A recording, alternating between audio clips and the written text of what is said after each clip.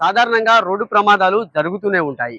ఒక్కొక్క రోడ్డు ప్రమాదంలో ఒకే కుటుంబానికి చెందిన వారు చనిపోతూ ఉంటారు. కానీ ఇక్కడ మాత్రం ఎల్కతుర్తి మండల కేంద్రంలో మాత్రం ఒక విషాదకరణ ఘటన అయితే చోటు చేసుకుంది. 20 సంవత్సరాల క్రితం భర్త ఎక్కడైతే చనిపోయాడో అదే ప్లేస్ లో కూడా భార్య చనిపోవడం అయితే మండల వ్యాప్తంగా కూడా ఒక విషాద ఘటనగా కూడా నెలకొంది.